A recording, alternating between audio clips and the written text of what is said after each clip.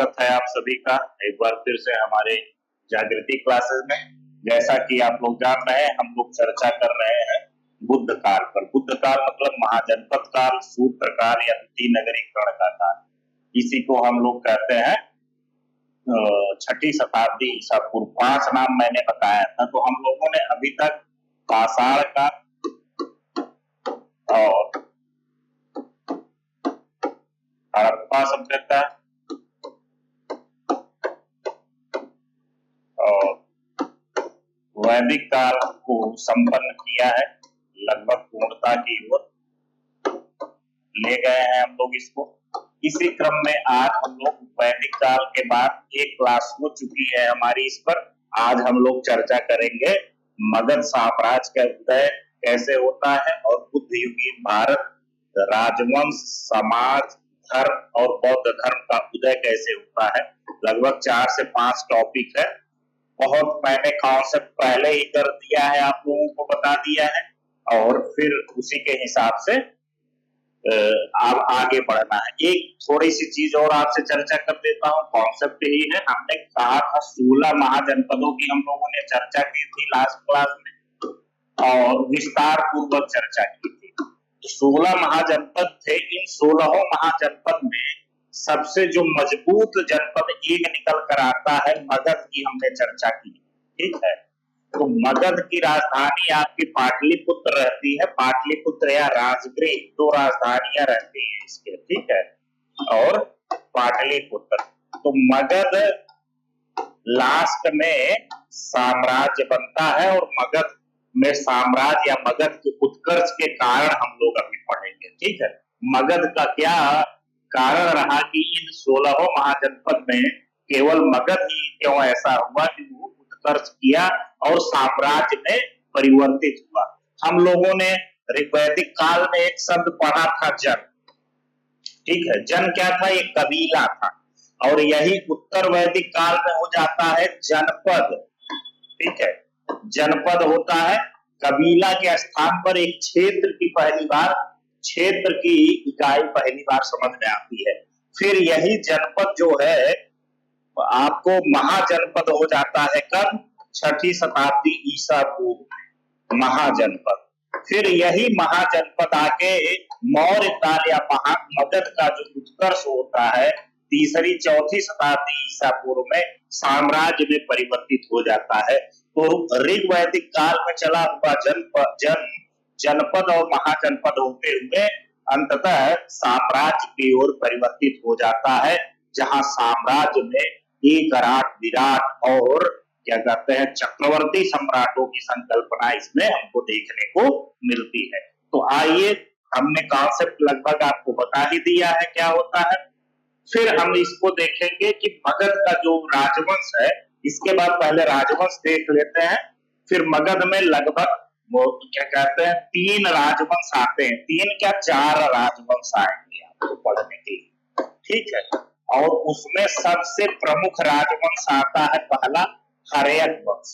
सबसे पहला जो राजवंश होता है उसका नाम है हर्यक वंश। तो हर्यक वंश में 3 राजा हुए हैं। पहला राजा बिंबिसार हुआ है, दूसरा अजातशत्रु हुआ है, तीसरा उदयन हुआ है। इसका एक नाम और पितृहंता वंश भी कहा जाता है। बिंबिसार की हत्या अजातशत्रु ने कर दी, सत्ता प्राप्त की, और अजातशत्रु की हत्या करके उदयन ने सत्ता को प्राप्त की। उदयन की हत्या करके शिशुनाग ने शिशुनाग वंश की नींव डाली और यहाँ पर कालाशोक दूसरा राजा होता है। तो यहाँ ध्यान देने की बात है, अजातशत्रु ने ही पहला बौद्ध संगीति कराया था, दूसरा कालाशोक कराया था। फिर शिशुनाग वंश के बाद तीसरा जो वंश आता है वो नंद वंश आता है। नंद वंश में 2 राजा होते हैं, महापद्मनंद और धनानंद। धनानंद को ही पराजित करके चंद्रगुप्त और चाणक्य ने किस साम्राज्य की नींव डाली? चाणक्य ने मौर्य साम्राज्य की नींव डाली थी। ठीक है, तो चंद्रगुप्त और चाणक्य ने धनानंद को पराजित करके, धनानंद से अपमानित हुआ था चाणक्य, और जो अपमान का बदला लेता है वो एक सामान्य बालक चंद्रगुप्त रहता है, उसको उसके गुणों के हिसाब से वो उसको क्या कहते हैं, वृद्धि उसका करता है, उसका पालन पोषण करता है और उसको एक चक्रवर्ती सम्राट की ओर ले जाता है। कौन ले जाता है? चाणक्य ले जाता है। और वो धनानंद को पराजित करके जहां ये नंद वंश था मगध में, उसके बाद मौर्य वंश की सम्राट, मौर्य वंश की नींव डालता है। तो ये मोटा मोटी आप लोग रट लीजिए। हर्यक वंश में 3 शासक, शिशुनाग वंश में 2 शासक, नंद वंश में 2 शासक होते हैं। फिर हम इसको देखेंगे कि आखिर जो 16 महाजनपद थे उसमें से केवल एक महाजनपद जो होता है मगध, क्यों मगध का ही उत्कर्ष हुआ और मगध ने ही सभी 15 महाजनपदों को कैसे पराजित कर दिया और मगध क्यों ही उत्कर्ष किया, उसके कई कारण इसमें बताए गए हैं। उसको हम यहाँ पर देखने का प्रयास करते हैं। सबसे पहली चीज कि इसकी जो भौगोलिक स्थिति थी, जो भौगोलिक स्थिति थी, किसकी भौगोलिक स्थिति? जो पाटलिपुत्र था या जिसको कह सकते हैं हम मगध, तो भौगोलिक स्थिति ये बहुत ही महत्वपूर्ण था इसका कि पाटलिपुत्र जो था वो गंगा, सोन, गंडक और पुनपुन नदियों के संगम पर स्थित था। ठीक है, नदियों के संगम पर स्थित था। तो इससे क्या हुआ कि उपजाऊ भूमि और जल का उचित प्रबंध यहाँ हमको देखने को मिलता है। तो सबसे बड़ी चीज की पाटलिपुत्र की जो अवस्थिति थी वो बहुत महत्वपूर्ण थी। इसी प्रकार जो दूसरी राजधानी राजगृह थी, वो राजगृह की प्राकृतिक सुरक्षा थी। एक तरफ हिमालय था, दूसरी तरफ नदियां थी, पहाड़ी पर बसा हुआ क्षेत्र था और प्राकृतिक सुरक्षा ये देते थे, बाह्य आक्रमणों से इसकी सुरक्षा हो जाती थी। ऐसे ही पाटलिपुत्र की हम बात किए हैं कि सामरिक नदी दुर्ग साम्राज्य को अजेय बनाते थे। तीसरी बात क्या है? अनुकूल व्यापारिक स्थितियां रही हैं। उत्तर भारत के जो प्रमुख व्यापारिक मार्गों पर इनका पूरा नियंत्रण था, क्योंकि नियंत्रण इसलिए था कि चाहे वो स्थल मार्ग हो या जल मार्ग हो, दोनों पर इनका कंट्रोल बना हुआ था। सिक्कों का सर्वप्रथम प्रचलन यही होता है। सिक्का जिससे वाणिज्य सर्वप्रथम सिक्के, उसके बाद चांदी के सिक्के बहुत मौर्य साम्राज्य में बनते हैं। वाणिज्य और व्यापार को बढ़ावा यहाँ पर को देखने को मिलता है। तो ये मजबूत आर्थिक आधार में मिलता है। गंगा घाटी के जो विशाल उपजाऊ मैदान मैंने आपको बताया है, अत्यधिक कृषि उत्पादन होता है, शेष उत्पादन होता है, शिल्प बढ़ता है, व्यापार वाणिज्य बढ़ता है, नगरीकरण होता है, ये सारे कारण रहे। दूसरा एक कारण और रहा है, मतलब राजाओं की उनकी योग्यता। ठीक है, मगध की सफलता के लिए जो दूसरा, तीसरा, चौथा, पांचवा जो कारण रहा है वो मगध की सफलता सैन्य शक्ति और नेतृत्व है। तो सबसे पहली चीज जो यहाँ शासक हुए, चाहे वो बिंबिसार हो, अजातशत्रु हो, चाहे वो क्या शिशुनाग हो, चाहे महापद्मनंद हो, वो बहुत ही प्रतापी शासक हुए। जैसे बिंबिसार, अजातशत्रु और महापद्मनंद जैसे महत्वाकांक्षी शासकों द्वारा प्रभावी कूटनीति तथा विवाह संबंधों का सफल रणनीतिक प्रयोग किया था। बिंबिसार ने जितने भी शासक उस समय प्रतिद्वंदी इसके महाजनपद थे, उसमें से कई के साथ जैसे काशी और अवंती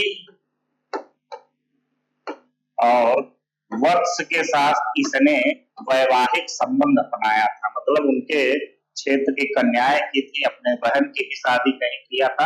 तो इससे भी ये था। और दूसरी चीज प्रतापी और कुशल शासक, कुशल शासक, प्रतापी एवं ये कुशल शासक थे।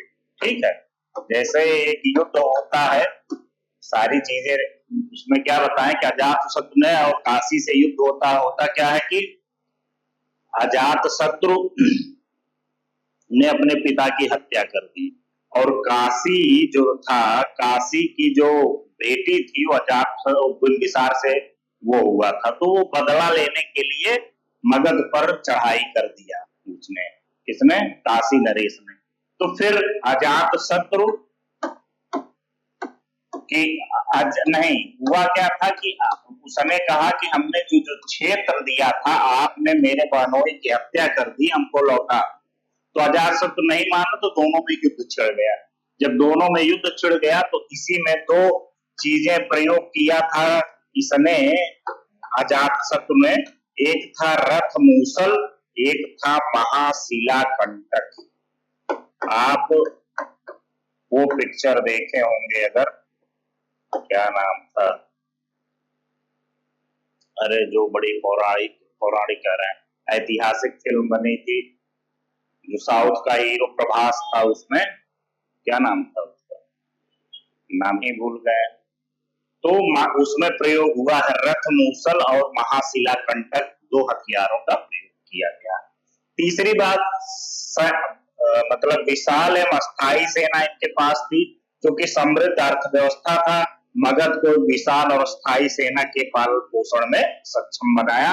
और दूसरी चीज की सैन्य संसाधन, जो मगध के जंगल थे, मगध के जंगलों से बड़ी संख्या में हाथियों का प्रयोग किया और वहां लौह अयस्क खदान पर भी इनका नियंत्रण हुआ।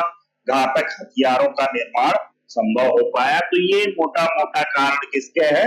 मगध के उत्कर्ष के।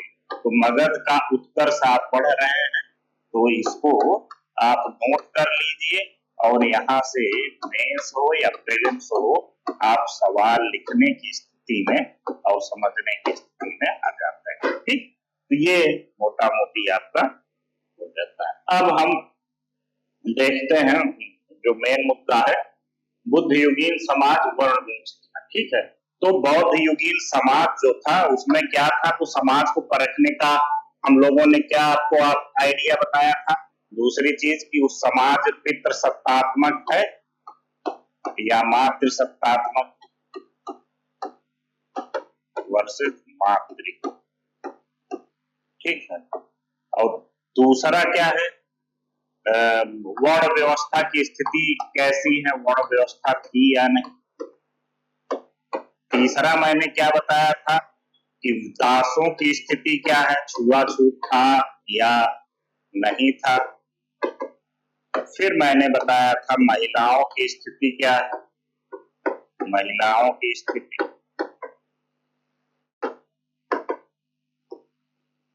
फिर मैंने मनोरंजन के साधन और खान पान को भी इसमें शामिल कर दिया था। तो ये मोटा मोटी 5 फैक्टर होते हैं किसी भी वो। तो वर्ण व्यवस्था में अगर यहाँ जाति व्यवस्था भी होगी तो उसको भी शामिल हम लोग करेंगे। ठीक, और दासों की स्थिति में छुआछूत वगैरह भी शामिल करेंगे। ठीक है, तो ये चीजें आपको देखनी पड़ेगी। तो वर्ण व्यवस्था क्या है? वर्ण व्यवस्था समाज का आधार ही था। प्रत्येक वर्ण के लिए निश्चित कार्य निर्धारित थे। केवल संकट की स्थिति में अन्य वर्णों के अनुसार काम करने की अनुमति थी। इसको आपत धर्म कहते थे। आपत धर्म मतलब आपातकालीन धर्म। ठीक है,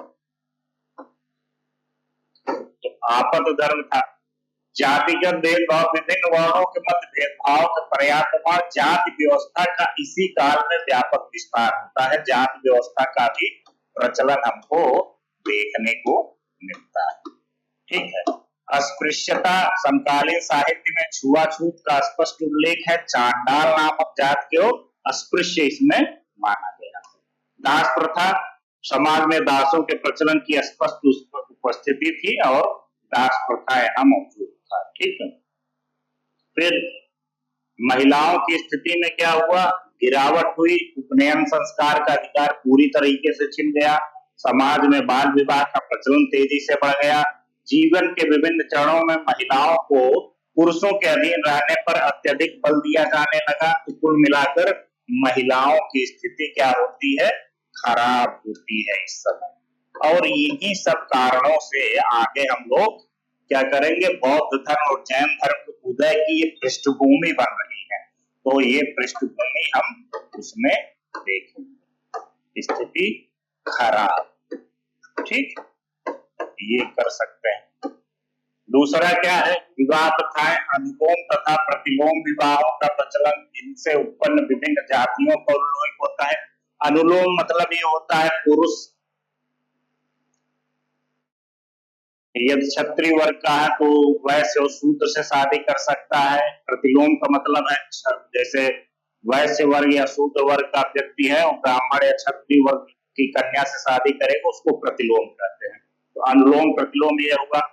खान पान में कैसे हुआ? परंपराएं पूर्ववर्ती काल के समान ही सुचारू रूप से चल रही थी। क्या सुचारू रूप से? मतलब शाकाहार और मांसाहार चल रहा था। ठीक है।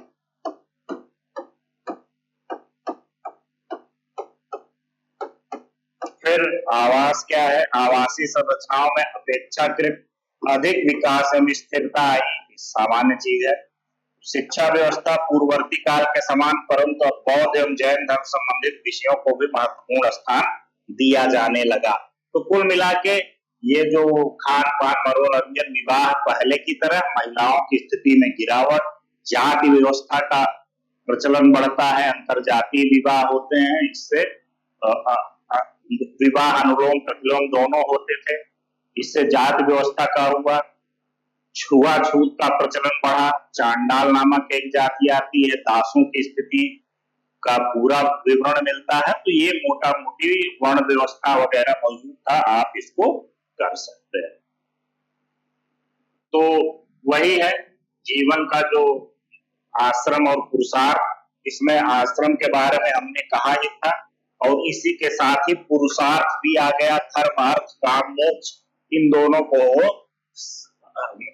इसमें शामिल कर दिया गया। ब्रह्मचर्य से धर्म को जोड़ दिया गया, गृहस्थ से अर्थ को जोड़ दिया गया। ठीक है। और गृहस्थ से काम को जोड़ दिया गया और वानप्रस्थ और सन्यास से आपको मोक्ष का ज्ञान हो गया। ब्रह्मचर्य और सन्यास से आपको क्या कहते हैं? धर्म और कर्तव्य दोनों जोड़ा गया। तो ये 4 पुरुषार्थ भी इस काल में आते हैं और इन पुरुषार्थों की भी चर्चा की जाती है। ठीक है। पुरुषार्थ का अर्थ क्या है? जीवन के उद्देश्य जिनके आधार पर मनुष्य अपना जीवन व्यतीत करता है। इनमें भौतिक एवं आध्यात्मिक जीवन के मध्य संतुलन स्थापित करने पर, भौतिक एवं आध्यात्मिक जीवन के मध्य संतुलन स्थापित करने पर विशेष ध्यान दिया जाता है। तो देखो, बुद्ध युगीन जो धर्म है, अब 2 मिनट में हम इसको बता देते हैं। तो बुद्ध युगीन जो धर्म है वो हम लोग चर्चा करेंगे कि बौद्ध धर्म का क्या कारण था। अब देखिए, बौद्ध धर्म को कई कारण मिल गए कि समाज में गिरावट हो रही थी, छुआछूत, जाति प्रथा, वाय आडंबर, कर्म कांड बढ़ रहे थे, महिलाओं की स्थिति दयनीय हो रही थी, वैश्य एवं शूद्र वर्ग को बिल्कुल मतलब दोयम दर्जे का माना जाने लगा था, जिससे उस समय एक टकराहट और ब्राह्मण और क्षत्रियों में थी, कौन प्रमुख है।